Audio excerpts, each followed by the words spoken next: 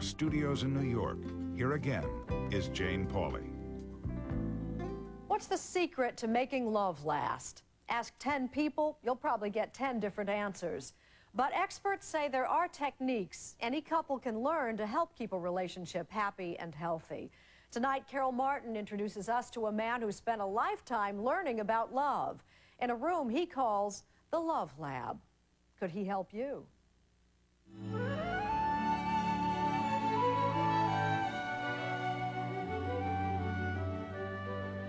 Blaine and Kathy O'Kelly were just starting their lives together.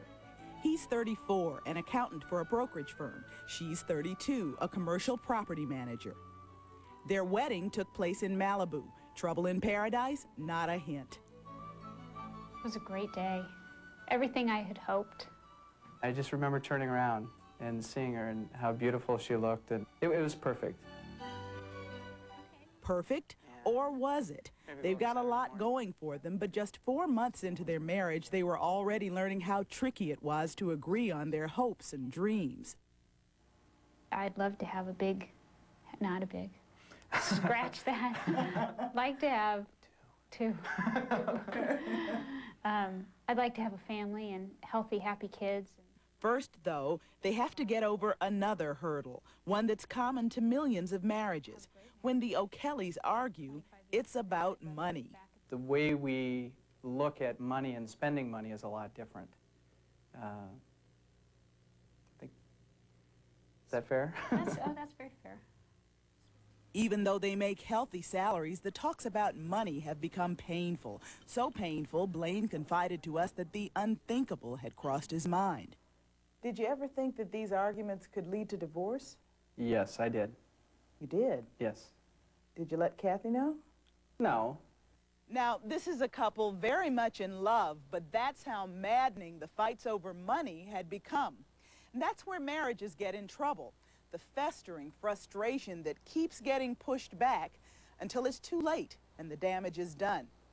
Experts say this could happen to your marriage if you're not ready to resolve the conflict. Blaine and Kathy decided they were ready to do that. That's where this man comes in, Dr. John Gottman, a psychologist at the University of Washington. His life's work is putting marriages under a microscope. Over the past 20 years, he studied 2,000 couples, looking for the secrets of marital success. One of the things we find, a very simple result, is that if there's a lot of fondness and admiration that people have for one another, particularly husbands for wives, it's a very, very good sign. It predicts stability and happiness very well. The O'Kellys agreed to open their marriage to Gottman scrutiny as our cameras watched, and we got a glimpse of how Gottman works. His intervention starts at the beginning, all the way back to their first dates. No. So I finally gave in. I thought, oh, please let him kiss good. If he doesn't kiss good, this is going to be tough. He's a great kisser. Watching their body language, how their faces light up, Gottman could see this couple was very fond of each other, but the sooner they attacked the money issue, the better.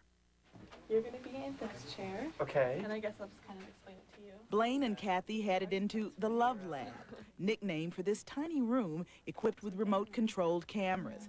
They were hooked up to a battery of machines that would measure their heart rates and other physiological responses. Their task, to spend 15 minutes alone together talking about their problem, and they were being watched closely. That stuff I used to work through in my head, we're now working out loud, so it makes it more obvious when I'm resistant to something. Well, you know, what's interesting about, you know, our inability to resolve things from, like, let's go back to Maddie. Ah, yes. The root of the money problem. Maddie was a 9-year-old mare. Kathy's pride and joy.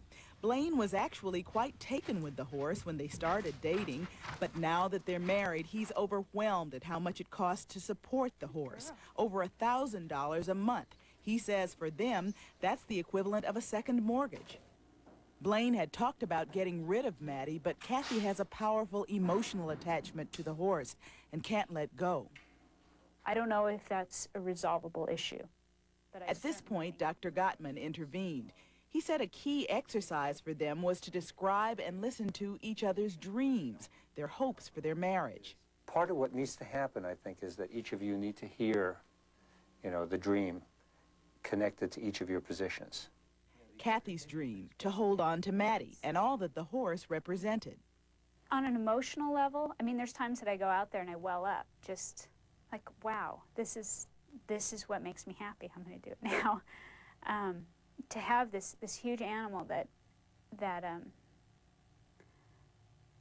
has affection for you and shows affection for you. Blaine's dream was to own a boat, have a cabin in the woods, and financial security. Our lifestyles are not going to change to the degree that we can afford those sort of things. And so what I see is my dreams just fading away.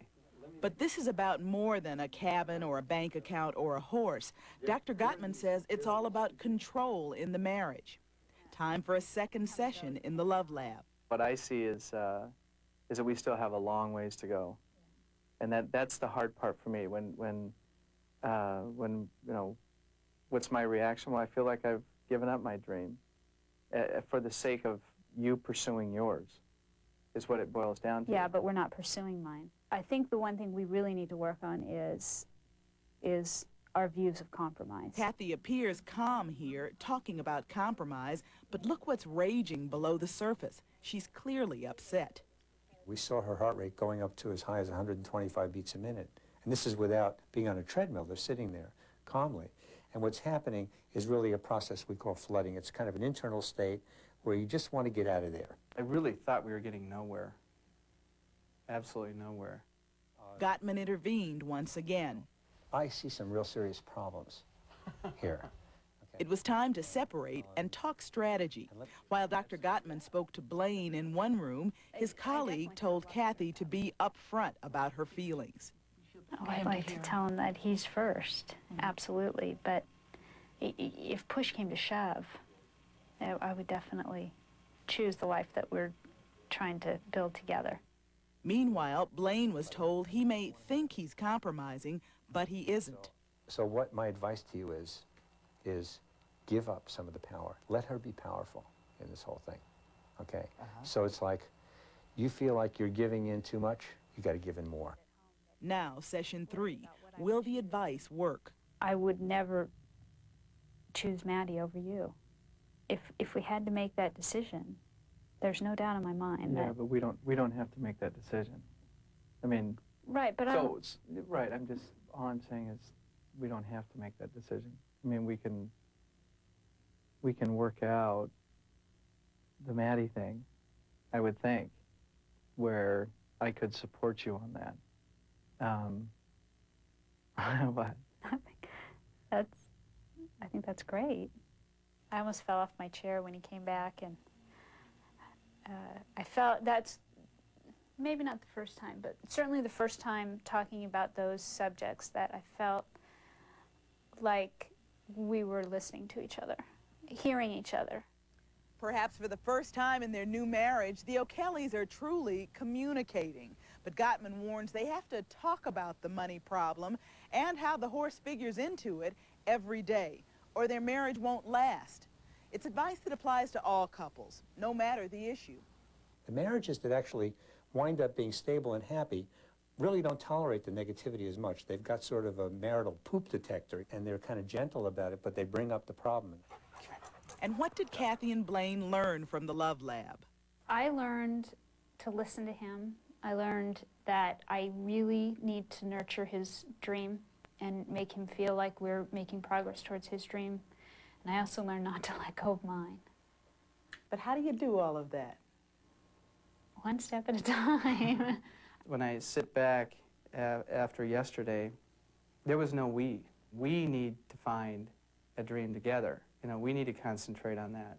So what do you think? Are you guys going to make this for the long haul? Oh, I think we're in it for the long haul. With as stubborn as we are, if we set our minds to it, we'll make it. So how are the O'Kellys doing? They say they've completely stopped fighting about money, and their marriage is better than ever. Communication and compromise seem to be the key. For instance, Kathy has sold old Maddie, but she hasn't given up riding completely. She now leases a horse, which costs a whole lot less.